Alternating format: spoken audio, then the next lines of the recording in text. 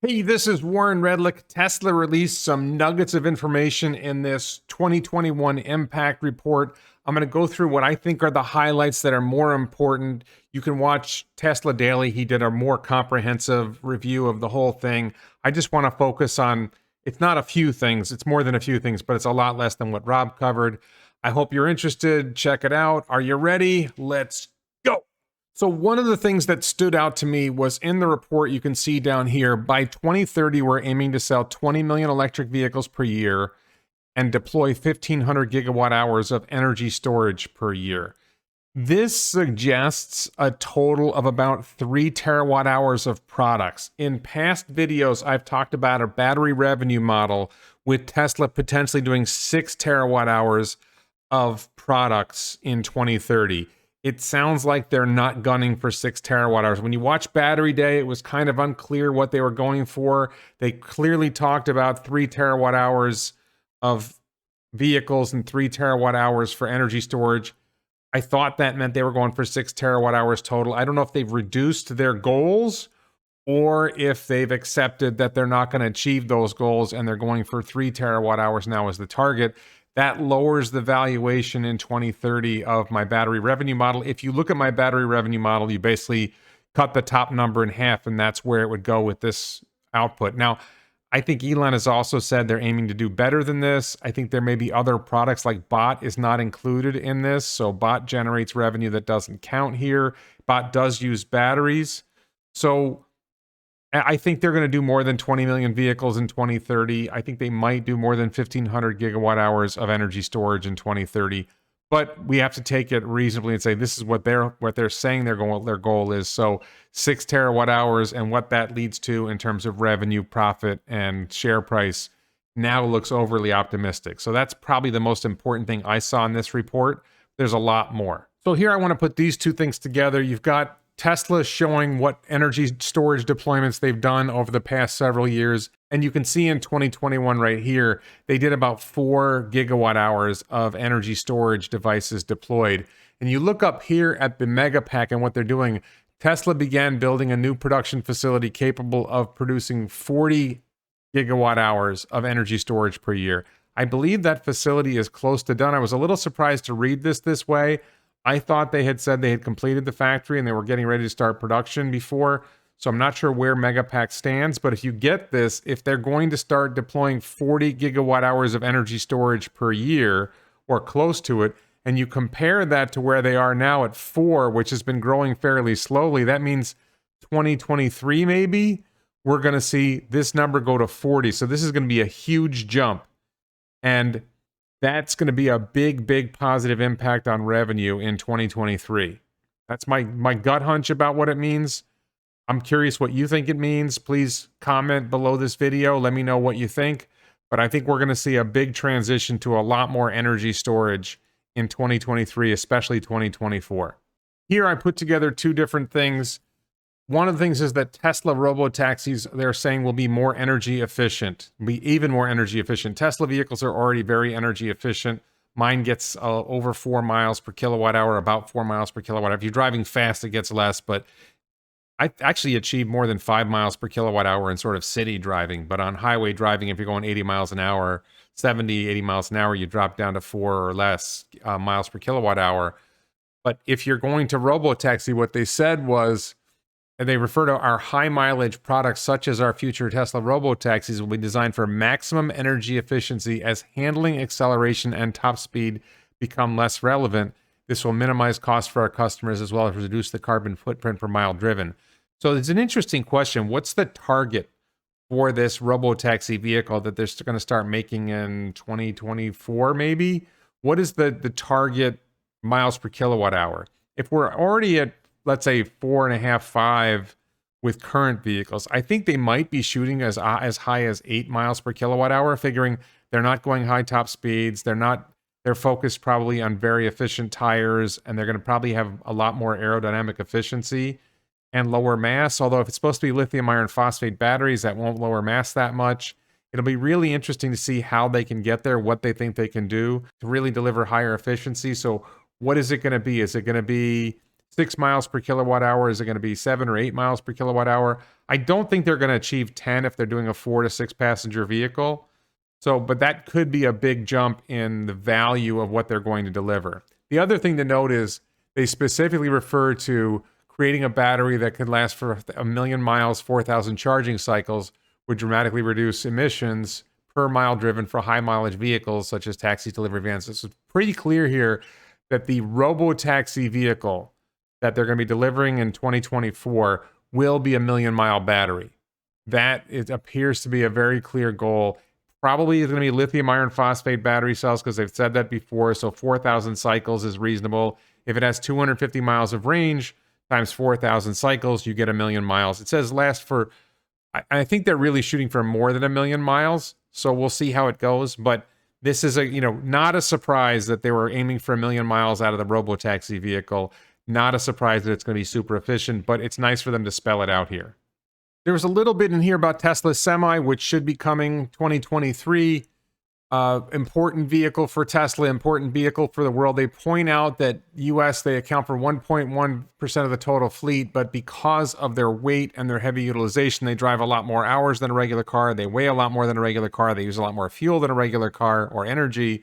They account for 18% of all US vehicle emissions. So if we can convert heavy trucks to electric semis, we're going to save a lot of energy, reduce a lot of vehicle emissions, especially diesel tends to be more polluting. So there's a lot of advantages to doing this. And one of the key points here is people talk about payload, that an electric semi won't be able to match the payload of a diesel truck. But in the European Union, electric semis are allowed to be 2 tons heavier than diesel equivalents, 4,400 pounds.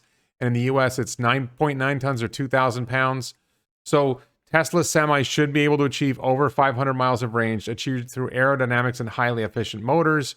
We'll be able to reach an efficiency over 0.5 miles per kilowatt hour. Now compare that to a car that's doing, say, 4 miles per kilowatt hour. Doesn't sound that good, but the car weighs 4,000 pounds.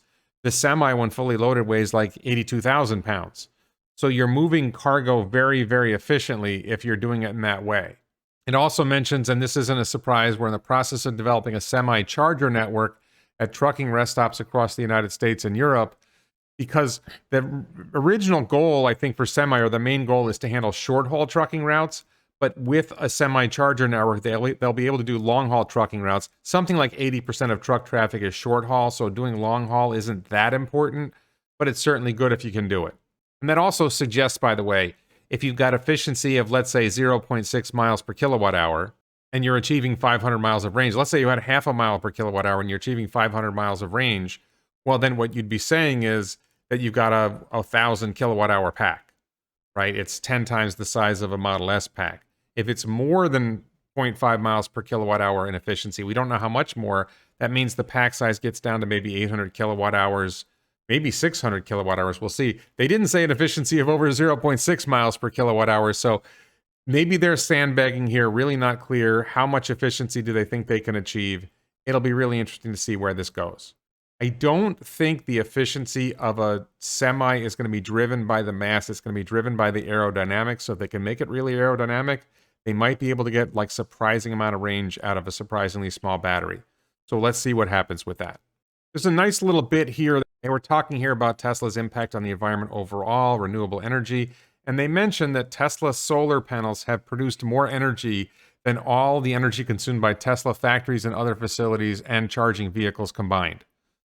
So the interesting thing I just sort of worked out here, that at 10 cents a kilowatt hour, and I think most of the United States electricity is priced higher than 10 cents a kilowatt hour, but because it's an easy number to work with, you figure out that 25.39 terawatt hours of solar works out to about $2.5 billion worth of electricity that Tesla has produced.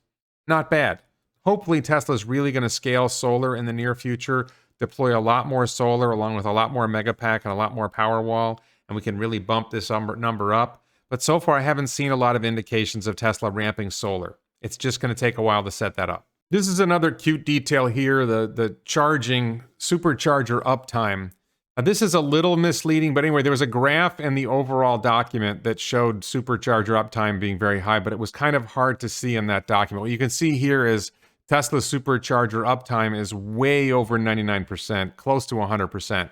Now, it's a little tricky because as I read the graph, this is the time that a supercharger site has more than half of the superchargers up and running. So that's not really the same uptime. It would be more interesting to see what is the uptime of individual superchargers rather than supercharger sites, because this is kind of giving themselves a little bit more credit than maybe they deserve. I know when we drove from Giga Texas, from Austin down to Starbase, there was one particular supercharger that was really in bad shape. It was a slower supercharger, and a few of them were out, and there was something else wrong. So it was up, but they weren't charging fast. So there are bad moments on the supercharger network. They're rare, and I've very rarely experienced bad moments on the supercharger network. My own personal experience has almost been entirely fantastic. But I think they cut themselves a little too much slack here by putting these numbers up, and the graph, like in the footnotes, it was, when superchargers have more than 50% of the superchargers up and running. I think this is a little bit nicer version of the story than is real, but it's still generally good news. There was a lot of information on safety in the report. One of my favorite bits here is the number of fire events per billion miles traveled. Tesla's had a much, much lower. It was less than 10% of the rate of fires per vehicle. So in other words, an internal combustion engine vehicle is more than 10 times as likely to burst into flames as a Tesla. Stunning difference. And the media would tell you that EVs catch fire all the time. It's absolutely not true. Teslas very rarely catch fire, and much more rare than gasoline-powered vehicles. I liked how they did this in the impact report. Teslas are safe. Teslas are safe from fire. Teslas are safer than gasoline cars. There's a lot more safety information I'm going to show you in a minute. They had this really nice graph here. What happens is that regulatory agencies have a bunch of different kinds of crash tests that they do that don't fully represent the tremendous variety of ways in which crashes happen. And what Tesla does is they have much better data because their cars collect a lot of data when there's a crash, so they have a lot more information. And Tesla is putting that data to use, making airbags deploy depending on the nature of the crash more effectively. It's a lot of different things that they're doing to design the cars to handle crashes better because they've got a lot better data on what happens in a crash, what angles the crashes happen in, what relative speeds they occur, and using that, they're sharing this data with regulators, and they're sharing this data with others so that others can do a better job in their crash situation. But at the same time, Tesla itself is using that data to design cars better and to design the airbag systems and seatbelt systems better so that they protect occupants better in all kinds of crashes. It's absolutely brilliant. Tesla has a video on this somewhere about how they've updated Model Y to take advantage of this. Absolutely brilliant. Makes Teslas the safest cars on the road by far. And this is just an example of that here. They talk about post-crash data analysis. They found that by redesigning their airbag deployment based on the crash information they had, particularly certain kinds of crashes, they were able to get airbags to deploy 15% more often thanks to these changes, and that makes the cars a lot safer. They're deploying in more situations where they need to deploy. And they talk a little bit about why airbags sometimes don't deploy. Small overlap collision, which is sort of like a frontal collision, but on the side of the vehicle, sort of like an off-center frontal impact. Those don't necessarily pick up enough to deploy the airbags, and Tesla's figured out how to make the airbags deploy better. Again, safest cars on the road. Another critical safety feature is that Tesla has figured out something called pedal misapplication mitigation, which typically is somebody's pulling into a parking space and they mean to hit the brake and they hit the accelerator pedal by mistake. And the car is able to recognize, no, you don't want to hit the accelerator pedal hard here. And in their words at the bottom here, you can see this has prevented or mitigated hundreds of collisions every month. Again, like massive safety improvement. It has prevented or mitigated, meaning the collisions happen at a much lower speed, or prevented, actually stopped collisions. This is a huge, huge advantage for Tesla, making collisions when they happen less severe, protecting against hitting pedestrians, protecting against hitting cars. This is really, really important stuff. On that point, you can see here from this description from the impact report that Tesla went to vision-only system. They took radar out of the loop. The active safety ratings improved, and their pedestrian automated emergency braking performance was over 45% better than vision with radar. So Tesla has a spectacular safety score on protecting pedestrians because the car is actually much better at recognizing pedestrians, not only than Tesla's old system, but even more so better than other systems out there. safest cars on the road, safest cars on the road, safest cars on the road. You're going to see all this FUD out there from people like Dan O'Dowd trashing Tesla's safety. Teslas are the safest car on the road. Missy Cummings, all these other people trashing Tesla. Tesla makes the safest cars on the road. They're very, very diligent in trying to use whatever engineering techniques they have, whatever tools they have to make the cars safer and protect people and protect pedestrians outside the cars as well. And here you can just see that rating that Teslas are much, much better at avoiding pedestrians, the safety assist and protecting pedestrians. This is the Tesla Model 3 over here in blue, and everybody else is in gray. And Tesla's up around 95%, and the best of the others around 80%. This is a dramatically safer vehicle for pedestrians. The Tesla system is just that much better. This is huge. This is like saving lives, saving people from serious injury. This is really, really important. Tesla's doing a great job at it. And this is just another example of Tesla safety. This is US data. The column that's close to my finger here in gray is the total US fleet. The total US fleet number of vehicle accidents per million miles driven. It's close to 2 accidents per million miles. Tesla vehicles in general are less than 1, so more than twice as safe. And then Tesla vehicles that have autopilot engaged, dramatically safer. Dramatically safer than Tesla without autopilot, and crazy much safer than the regular cars on the road. So very, very important. Again, safest cars on the road. Safe. Whenever you hear somebody criticizing Tesla for safety, just tell them, no, Teslas are the safest cars on the road. 10 different ways from Sunday, safest cars on the road. It's an interesting detail here on the top. You can see the 5 factors that Tesla looks at in looking at your safety score. If you have a Tesla and the car has safety score activated, safety scores in beta, as you can see right below my face, these are the 5 things they're looking at. Whether you have forward collision warnings, whether you have hard braking, whether you have aggressive turning, unsafe following or tailgating, and forced autopilot disengagement. I'm afraid that I'm probably not going to get a great safety score whenever I get a safety score. But, maybe I'll start driving better. And I believe that safety score is not affected by when the car is on autopilot or FSD. So if you want to have a better safety score, let the car drive.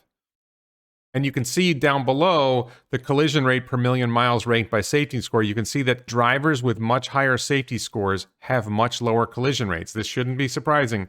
If you have fewer forward collision warnings, you have less hard braking, less aggressive turning, you don't follow as close, and you don't force autopilot to disengage too much, then it turns out you have a lot fewer crashes.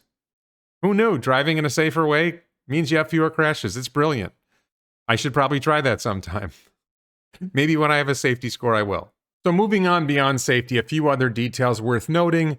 You can see here electric vehicles produced. Tesla is killing it. They are producing more electric vehicles than anybody else by far. The closest are Volkswagen and BYD. Hyundai, after that, it's like vanishingly small numbers for other vehicle producers. Tesla is producing a huge volume of EVs. Note that this does not include microcars. There is a category of cars, particularly in China, where some companies are making extremely small cars that don't go as fast and don't have as much range. And they're not including that in this, because if you included that, then there's some Chinese companies that have big numbers, but they're like $1,000 cars, $4,000 cars. They're not really full-size cars. It's not really the same market. So you can just see Tesla, number one, is growing really fast in their EV production, and they're much bigger than everyone else. Tesla in 2020 was bigger than Volkswagen in 2021. Tesla in 2019 was bigger than anybody else in 2021. Only really BYD is kicking it. And, we'll see how everybody else succeeds in growing, but you can see mostly there's very few companies that are building significant EVs. So Tesla's got a huge lead. Tesla is leading the way in deploying EVs to the world, making the air cleaner, reducing other kinds of emissions, and not only that, making cars more efficient, more affordable, and better for people. Just quickly on battery recycling, the first thing to note here is people talk a lot about battery recycling. Battery recycling is not going to be big yet. The problem is that there aren't that many batteries to recycle yet. The volume of batteries used in modern vehicle production is very large, and so the biggest source of recycled batteries might be from earlier vehicles, but nobody's been making EVs in volume yet. And the earliest Model S's are maybe going to start coming available for recycling soon, because their batteries last 10 years, and it's been about 10 years, but they were very low volume. So it's going to take a while to get EVs in any significant volume that are being retired to have the batteries recycled. And, even if you move forward 5 years, the production of EVs 5 years later is also going to be really huge. So until you get to 2030 is when you're going to start seeing a really substantial volume of batteries to be recycled from EVs, because the volume of, even then, the volume of production in 2030 is going to be so much bigger than what the volume of production was in 2020. It's just going to be a long time. It matters. It's better for the environment to use recycled batteries as opposed to mining, but the volume of battery materials that are needed is so much larger than what will be available from recycling that I think this is overstated a little bit. But it is important to note the bottom graphic that Tesla is very efficient in recycling. They're recovering about 92% in total of the materials from the batteries. They start with 1,000 kilowatt hours worth of batteries, physically separating things, 100% recovery. Black mass enrichment, not saying I understand what that is. They get 90%, 7% of it. Purification, they get 95% of that. It leaves them with 921 out of 1,000 kilowatt hours, or about 92% of the battery materials are recycled well. And it's lower cost and it's better for the environment than digging stuff up from the ground. It's good news that they're working on this. They're not alone. JB Straubel has a startup called Redwood Materials that's working on this as well. We will see a substantial amount of battery recycling. It's just in comparison to the vehicles produced and the batteries needed for vehicle production and Megapack and Powerwall, it's just not going to be that big a chunk of the game. Okay, and the last thing I'm going to mention from this report is the fact that Tesla is using artificial intelligence to control the HVAC units at Gigafactory Nevada. This is making their use of HVAC, heating, ventilation, and air conditioning. This is making their use of air conditioning, etc., much more efficient. They're saving a lot of energy, and they're going to deploy this in the other factories, and it's just making Tesla overall more energy efficient. And hopefully that will not only be Tesla, but they'll be able to use that to help other companies, other businesses be able to make their HVAC more efficient. HVAC, heating, ventilation, air conditioning, is a big chunk of global energy usage. So if Tesla can make that more efficient through artificial intelligence and share that knowledge with others, it's going to help reduce global emissions, reduce global energy usage, or make global energy usage more efficient at least.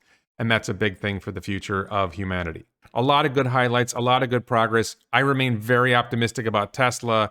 If you like this video, please check out my other videos. Support this channel on the Locals platform. Check out the t-shirts at elonbits.com. The Be Less Wrong shirt, one of my favorites.